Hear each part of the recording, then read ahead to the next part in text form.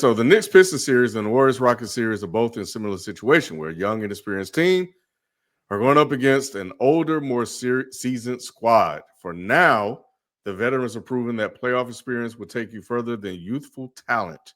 What are some key takeaways from game one of the Pistons versus Knicks series? And a quick, interesting stat for you guys.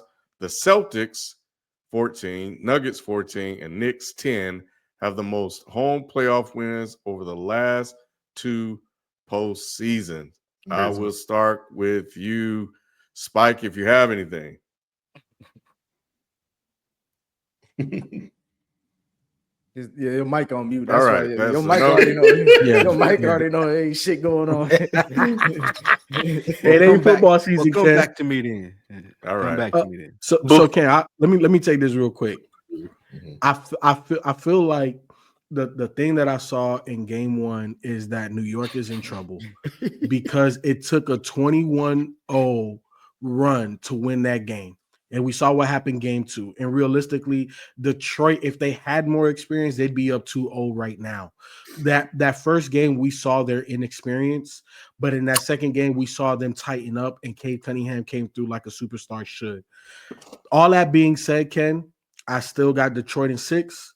I feel that what I've been talking about in terms of Cat, we saw it in game 2 where he didn't score in the second half, bro. He did not. We're talking about arguably the best player on that squad. It depending on the game is either him or Brunson, right? Those are the two best players on the New York team. And when your second best or best player doesn't score in a whole half, that's a major issue. And we know that it's not a skills thing. It's up here. So to me, New York is in trouble. They still need another guy. And Thibs he's maxed out what he can do with this roster. And New York is in trouble. Why don't you I'm ready to go now, Ken. Go ahead. No, go ahead, bro. I was just going to say, to what FIFO says, I don't think it's a mental thing with Cat. I think that's being overblown in the media. I think it's more on Tibbs than anybody else. The best player in this series is Brunson, and I think that he will be able to pull them through. Cade is a beast. He doesn't have the playoff experience that they need to get them to win in 6 games or 7 games. So I think that Brunson will be able to pull them through. But all this stuff about Cat being not mentally there, I think that's a facade. Spike, he's going to we've seen it without Thibodeau. We seen him last season without Thibodeau, and that's the reason. And that's the reason why they couldn't beat Dallas, bro. When they fire Thibodeau and they get Mike Malone, the old Denver coach, they're going to be unstoppable in the East. You think Boston? They're not better than Boston or Cleveland. I really want to build on that point from Spike, because that's been my thing with the Knicks all season. The Knicks have a deeper collection of talent. They have, to me, better defensive players in theory and just historically from what we've seen those players produce in terms of.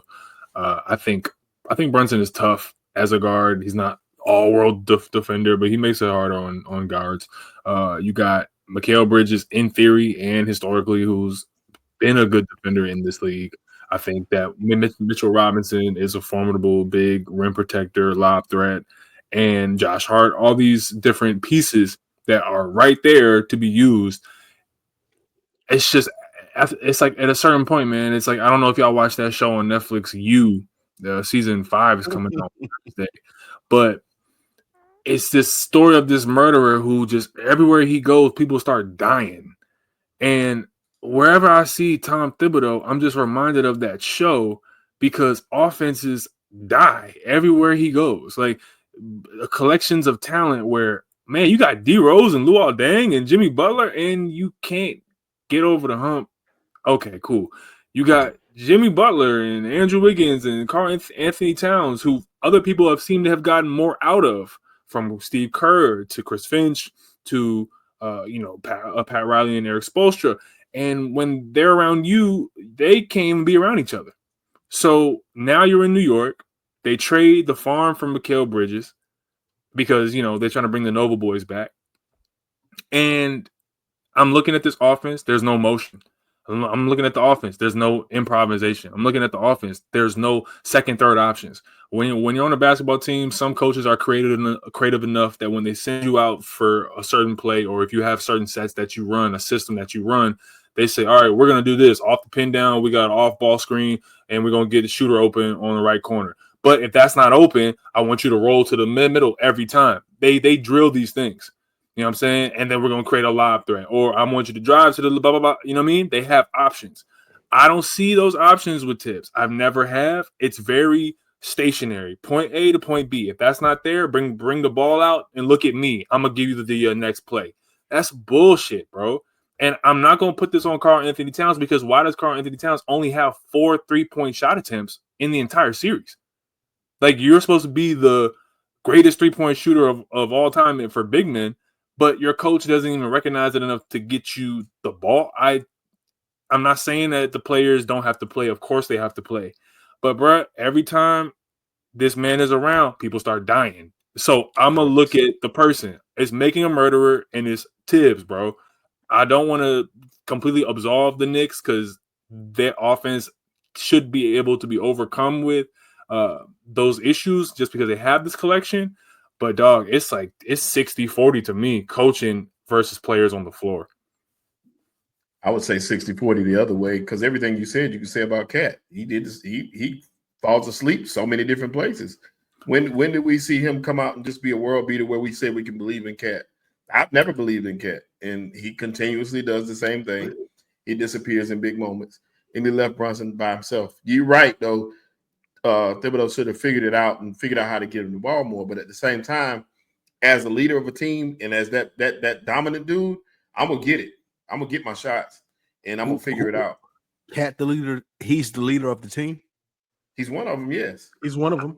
I mean, absolutely. I don't think anybody is, but he's the new guy, number one, and I think that Brunson is the leader of that team. Personally, that's just what I see, because Brunson's been there. They wrote out the red carpet for him. But you've played basketball. When you're one of the 2 or 3 most talented players on the court or on that roster, you are by default a leader. You may not be the leader. I agree. Jalen Brunson is the leader of that squad, but Cat is a voice. Cat is a voice because he's too talented like not to not be showing up at all, though. But you don't score in the second half. What do you mean? Coaching. That's not him. That's coaching. No. Put him in a position to score. No. This is the playoffs. And Shaq says it all the time, and I 100% agree. When you're one of those guys, hey, man, give me the damn ball. Y'all done came down here 3-4 times and didn't give me the ball. Give me the fucking ball. Move the hell out the way. I'm going to go get us a bucket or 2. What culpability does Brunson play in this as a point guard? Brunson. Go ahead. No, go ahead. I was just gonna say he does hold some responsibility as well. Like we said, he is the leader of that team and the team captain. As the captain, you're the leader on the floor. You're the coach on the floor. You know we got to figure out a way to get this guy involved. You know he's been missing. You know that. Like you see that. We all see it. And I'm sure he knows it. He got to get himself going, but he got to figure out how to get Cat going as well. We know, like I said, we know what Cat is. So it ain't like Sorry. I was gonna say, like, for me, game 1 from a Brunson Cat standpoint is the version that is going to win this series. Brunson dropped like 34 game 1. Cat had 23. That was probably one of the best Cat's playoff performances, period, in his career. That game 1, he scored offensively, and he had like 4 steals and 2 blocks defensively. Like he was doing a lot of good stuff, which is why it was so weird. It was like a Dr. Jekyll, Mr. Hyde for game 2, especially in that second half where I was disappointed because he had 3 shots, 0 points in 19 minutes. It was kind of like, bro, what's going on? And that's why I'm looking. I know a lot of criticism is going to be on Brunson as far as like he dribbles the air out the ball and he likes to play hero ball a lot. But I mean, at the same time, what I'm looking at it is he the only motherfucker that's like, all right, I'm if no one else is trying to take over, I gotta take over. You know what I'm saying? Like I gotta do what's gonna keep us in the game. And I know, and again, you live and die by that as a Knicks fan, but that's not how you win playoff basketball games. And that's the reason why I told y'all when we were picking a series, I was like Knicks in 7, because they gotta figure out this late game execution shit in this series because the Detroit Pistons are not going to go down easy. Now, based off their inexperience, that's the reason why that game, like the Knicks, if the Knicks would have won that game, I still would have felt uncomfortable going to Detroit just because it's like we could be down 0-2 as much as we could be up 2-0. You know what I'm saying? So the fact that we split is about as even as you can get in the series, all pun intended. So I think that game 3 is going to be key because we need to see Cat really demand the ball, or at least Tibbs create some type. You don't even got to create offense. Just give them a. He's the best player on the court. Period. He's the But most we know talented. that he's not going to demand the ball. He didn't do it last year. But here's, that's what you know what, Nick, has to force. He has to be like Brunson. Get that nigga at least. But you know what, Nick? Shots. Nick, that's my problem. Is that to me, the Knicks have such a collection of talent already on defense and offense that you shouldn't be relying on Karl Anthony Towns every single game to have monster games. I know that sounds counterintuitive, but I think if you follow me here for a second, the way that there is just so much stagnancy and you need Jalen Brunson as a small guard to take over, that is indicative of almost every team Tibbs been a part of, where he's needed smaller guards or a guard to go absolutely crazy and everyone gas out on defense. We're gonna switch. We're gonna get over screens and we're gonna force turnovers and we're gonna play rough and tough. But you realize that kills your momentum and your energy on offense. And now you just got D Rose blowing his legs out, trying to fucking go crazy and win every round. Or you got Jimmy Butler trying to force you into the play-in game with this for the play-in, force you into an 8th seed. And now you have Jalen Brunson, who's, bro, I know this sounds like I'm glazing, but he has no choice but to manufacture points by flopping sometimes because the offense is terrible. Like, we have no looks. Everyone is covered up. There's no movement. Okay, throw my hands up. And I know that's not good for the game, quote unquote, but if you don't even have the ability for Karl Anthony Towns' gravity as a shooter to manufacture points for others, that's the coach, bruh. And I'm looking at Tibbs squarely, and I don't want to put this on the Knicks. I think they're going to be able to figure this out in 6. It should have been a sweep, but just because of their talent. But, bruh, it's Tibbs, and we need a different coach. Because the two players that I look at so much, and I watch the Knicks heavily, is Mikal Bridges and Cat. Bridges, I don't know what the fuck happened between Brooklyn to here, but the Knicks gave up a lot to get him. Even DiVincenzo, White Dante. So it's like Dante would have made some of them shots, especially at the end of game 2. I seen it last year. You know what I'm saying? So for us, I thought we were getting an upgrade because Mikal can play defense better than Dante, and he's supposed to still bring that scoring. But he's just been a spot up shooter, if that, doing the run around, run into a shot. And I'm like, bro, that's not your fucking game, bro. At least that's not effective. There's no motion. There's no motion, Nick. There's no backdoor screens. There's no easy buckets. There's no easy, but everything comes off of pick and roll, catch and shoot. And right now it just seems like what we have for during our worst version of the Knicks. The best version of the Knicks is that they're gelling and they look like game 1.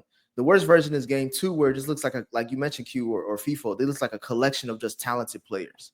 You know what I'm saying? It's not a team. Like, everybody is doing, like, Brunson is just doing the best he can to keep us in the game. And he's clutch as fuck in the 4th. That's why I was arguing with you, Sheldon, in the chat. Like, you talking about he choked. I'm like, nigga, how much more did you want from him? He had like 35 plus points, and I think he had like 8 assists. So like, I didn't say choke. I just said we can't call out one without calling the other. Well, I'm just saying like the looks that Mikal Bridges had in that game could at least tied or took the lead. You know what I'm saying? Make it go into OT. But I don't want this to be all on one thing. But I did say coming into the season, Tibbs, if they don't get to the Eastern Conference Finals, you need to get the fuck up out of here. But right now for this series, he needs to be able to learn how to work with Cat and Mikal and be like, bro, y'all need to step the fuck up. Because they both combined for what, 20 points as a duo? That's insane. Yeah, this could be potentially dangerous. This team is young, but they're confident. I would be concerned with them going back home, but I've seen them collapse in the 4th quarter twice. So they still have to learn how to finish these games. I think they got lucky after the game tied and Schroeder hit a 3. Shooter. Yeah, we giving him that shot every time. Yeah. So, but they won, and they won the game, whereas they gave up a 21-0 run. So I think that showed a little bit of composure that they were. But I wouldn't even say that. I think Schroeder showed composure because when the Knicks were on that run, I saw them still doing dumb, goofy stuff. But we also can't neglect the fact that Detroit, to give them some props here. I don't want to just make it all like the Knicks are just but Detroit, they're playing great basketball in terms of just grittiness. I think that Kate Cunningham is brilliant as a basketball player. Creation, handle, pace, and flow of his game is so sweet. It's like Grant Hill-esque. Like, it's really nice. I think that they have a collection of role players that try really hard and want to play, together as a team. And you can see in how they move the ball. They're trying to be connected. JB Bickerstaff is doing a good job there, but they're still one or two guys away. Shit, that'd be a team Trae Young needs to go to. No bullshit. But this would be a really good series win for the Pistons. I just don't know if they have enough experience. I know people are tired of that cliche, but these blown leads, they exemplify why experience matters. Yeah, K was impressive. If he can match Brunson's production, then you're looking at everybody else. And then it gets scary hours, just like it was for the Rockets. We're talking about another team that showed some inexperience in their game one versus the Warriors. What are some concerns that you guys noticed from that game? And a quick, interesting stat. Outside of the Warriors being the only play-in team to win last weekend, the play-in teams on average lost by 19 points. Wow. Excluding the Grizzlies blowout, which would have brought the average to 32 plus points. The Warriors, meanwhile, won by 10 on the road. And the Grizzlies, of course, tonight got destroyed again by OKC. But it wasn't that bad. It wasn't as bad. How bad was it? Losing by 50, bro. It was really bad. It was really bad. That I'm talking about tonight. No, I know 50 was bad. Still 20 people. 20 for the playoffs is still bad. No, losing 20 is bad. 50 is absolutely atrocious. All I said, it wasn't as bad. I didn't say it wasn't bad. I just said it wasn't as bad. Yeah, it couldn't be as bad. That's all I'm saying. Yeah. But now, in terms of these Rockets, Ken, the first thing that I witnessed when I put the basketball analyst cap on is if the Rockets aren't generating turnovers, they're not scoring, because they don't have a half court scorer go-to guy. Jalen Green, I like him, but he's a full court guy. He needs to play in transition. He needs to get backdoor cuts and get easy buckets that way. Their offense doesn't really necessarily generate that. Amen Thompson, you know what I'm saying? As good as he is, he's not a fully developed product yet, and we're seeing that on the offensive side. He's even got lost a couple of times in defensive rotations. He's a great one-on-one defender, but you're seeing some of that inexperience. As much as I love Van Vliet is a lot like the point guard for Detroit. No, the point guard for Detroit. He just hit a big three. Schroeder. Schroeder. That's the type of role that Van Vliet should be playing, as a backup guy. Been there, done that. I could stabilize, but being asked to be the starting point guard and an offensive generator, primary playmaker, that just doesn't suit his game like that. Houston is just a work in progress, and they are maturing quicker than where they really are because of Ime. You know what I'm saying? And that's the reason why we talked about what is the expectations for Houston. I said, depending on the matchup, they're going to lose that first round. And I got Golden State, and that's what I see. I just don't see how they overcome it. I think this is probably going to be a gentleman's sweep. For me, I look at it like it's easy to say gentleman's sweep, easy to say Warriors are going to win. Not necessarily. I did pick Houston just because y'all know how I feel about Golden State. But hater. I will say this though. How many points Jimmy had like what 35 plus points? Like between Jimmy had Jimmy and Steph had great games game one. Like Jimmy, they balled out. Like I don't necessarily see Jimmy Butler scoring 30 plus for the rest of this series. Why not? Playoffs, man. Yes, Playoffs. Yeah, it's the playoffs. It's, What are you it's, talking he about? had it's 25. superstar time. It's Yeah, superstar 25. time. Okay, Yeah, how many- 30 something in the playing game. Oh, okay, Yeah. okay. That's the game I'm You thinking know, about. it's superstar time, Nick. I get you, but Jimmy's not, you know what I'm saying? Jimmy does what he does to win the game. He doesn't necessarily score a lot to win you the game, if that makes sense. He's not He just consistent on wins. that. In the Yeah, playoffs, He do does, whatever though, man. he do In the whatever it playoffs, takes. he does. Well, I bring that up because you again, we're seeing this a lot in the West where it's just two guys that have to show up every night. You know what I'm saying? For a lot of these teams to win. I love it. And as much as I think Houston is very inexperienced, one of these games in this series, they are going to show up and they are going to score buckets. And I want to see how Golden State reacts to that, because outside of Steph and Jimmy, you don't really have anybody else that's going to give you a 20, you know, at least for me, from what I'm seeing, like an effective 20 consistently. Like who is their third? So you think Dylan Brooks is going to give you an effective 20? No. I'm saying in one of these games you're gonna get a random Dylan Brooks. Oh yeah, no, for sure. Or say so. I'm saying like how does he'll go off for like 12? How does how does those games look like? You know, in that situation is what I'm curious about with Houston. I mean, with Golden State, as far as like the consistency from their top two players. But Houston is definitely in trouble, and this is why they need to go get KD next season, so they can say they can solve all this. Another murderer, like another murderer. Man. They can start all this over again and be the number one seed. Lock him up. Be the number one seed next year. He's making a murderer. I'm just saying. But you know what, Nick? Even if they got KD, it's still not enough because for this only reason, you double team KD, you get the ball out of his hand. Where is it going? Say goon. Green. Say goon. What you say? saying? Look. Sengun is nice, but bro, he's not a bucket getter like that. He's a number 2. No, he's really a number 3. Nah, he's really a number 3. Yeah, like that. No, bro. he is. He's not.